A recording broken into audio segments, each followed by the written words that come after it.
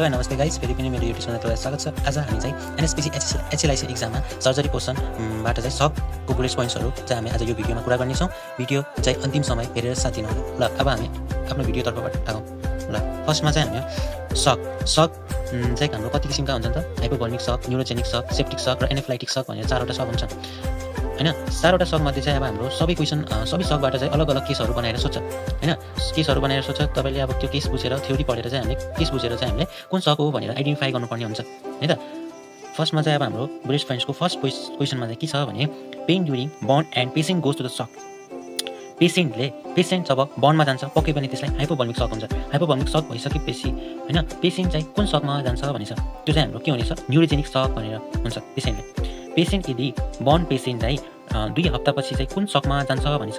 Second नम्बरको क्वेसनमा हेर्नुहोस् त, 2 हप्तापछि पेसेन्ट चाहिँ कुन सकमा जान्छ भनेछ, त्यो चाहिँ हाम्रो सेप्टिक सक भनेर छ दोस्रो नम्बरको क्वेसनमा। तेस्रो नम्बरमा क्वेसनमा चाहिँ के छ भने मोस्ट कमन साइन अफ सक। के साइनहरू देखिन्छ त? धेरै जस्तो साइनहरू सकमा के धेरै साइनहरू देखिन्छ भनेपछि मल्टिपल organ फेलियरहरू हुन्छ। सबै सकमा चाहिँ हाम्रो धेरै जस्तो सकको मल्टिपल साइन्स हैन, मल्टिपल कम्प्लिकेसन्स भनेको चाहिँ हाम्रो मल्टी organs फेलियरहरू हुन्छ है त। अब हाम्रो 4 नम्बरमा क्वेसनमा छ मोस्ट कमन सक। धेरै जस्तो सक देखिने भनेको हाम्रो हाइपोभोल्मिक सक हैन। मोस्टली कमनली देखिने भनेको हस्पिटलमा पनि हाइपोभोल्मिक सक हैन। धेरै जस्तो भनेको हस्पिटल केसेसमा देखिने भनेको हाइपोभोल्मिक सक, त्यसपछि एनाफिलाइटिक सक, त्यसपछि सेप्टिक सक र अरू केसेसहरूमा सबै सकहरू पनि देखिन्छ। 5 नम्बरमा क्वेसन रहेको छ मोस्ट कमन हाइपोभोल्मिक सक। हाइपोभोल्मिक सकमा चाहिँ के सकले कुन हाइपोभोल्मिक सक के कारणले हुन्छ, कि हाइपोभोल्मिक सकमा चाहिँ के मोस्ट कमन हुन्छ भने चाहिँ ब्लड लस। अब हाम्रो क्वेसनमै छ हाइपो भनेको कम, भोल्मिक भनेको भोल्युमको मात्रा, पानीको मात्रा, फ्लुइडको मात्रा। त्यो चाहिँ हाम्रो पानी पनि हुनसक्छ, ब्लड पनि हुनसक्छ, जे पनि हुनसक्छ। हाम्रो हाइपोभोल्मिक सक भनेको फ्लुइडको मात्रा कम भएर हो नि त। त्यसैले चाहिँ हाम्रो यसको एन्सर रहेको छ ब्लड लस। 6 नम्बरमा क्वेसनमा रहेको छ फ्लुइड कन्ट्राइन्डिकेट इट।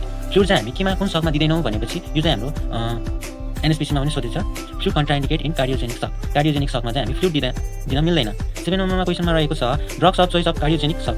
कार्डियोजेनिक सकमा चाहिँ कुन ड्रग्स चलाइन्छ भनेछ, त्यो चाहिँ हाम्रो डोपामाइन हो है। डोपामाइन भन्ने चाहिँ हामी कार्डियोजेनिक सकमा चाहिँ ड्रग्स चलाउँछौँ। 8 नम्बरमा क्वेसनमा रहेको छ ड्रग्स अफ एनाफिलाइटिक सक। एनाफिलाइटिक सकमा चाहिँ हामी कुन ड्रग्स चलाउँछौँ भनेछ, एड्रिनालाइन भनेको इमर्जेन्सी हर्मोन पनि हो भनेर बुझ्नुपर्ने हो हामीले है त। 9 नम्बरमा रहेको छ मोस्ट कमन न्युरोजेनिक सक।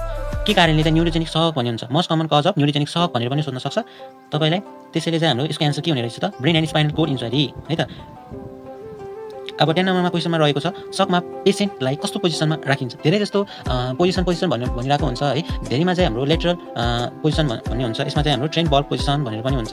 यसको एन्सर रहेको छ ट्रेन्ड बल पोजिसन। ट्रेन्ड बल पोजिसनमा चाहिँ हामी सकमा चाहिँ हैन, सक भएको पेसेन्टलाई चाहिँ हामी यो पोजिसनमा राख्छौँ। तर कुनै किताबहरूमा दिएको हुन्छ इल्ब्लेड लेफ्ट लाइटरल पोजिसन भनेर पनि दिएको हुन्छ। त्यो चाहिँ अब सक अनुसार केस अनुसारले राख्नुपर्ने हुन्छ। र चाहिँ हाम्रो लास्ट क्वेसन रहेको छ कार्डियोजेनिक सकमा चाहिँ पेसेन्टलाई कुन पोजिसनमा राख्छ भनेछ, प्रोपअप अफ पोजिसनमा चाहिँ हामी कार्डियोजेनिक सकको पेसेन्टलाई राख्ने गर्छौँ। र यति चाहिँ हाम्रो सकदेखि बुलेट पोइन्ट्सहरू गोल्डन पोइन्ट्सहरू त्यो सर्जरी पोर्सनबाट सोध्ने एनएसपीसीको लागि एक्जामको लागि चाहिँ बुलेट पोइन्ट्सहरू रहेको छ। र अब हामी चाहिँ अर्को भिडियोमा भेट्नेछौँ। कमेन्ट गरेर अरूलाई साथीहरूलाई सेयर गरेर भिडियोमा च्यानलमा जोडिदिनु हुन भन्ने अनुरोध गर्दछु। हस् त।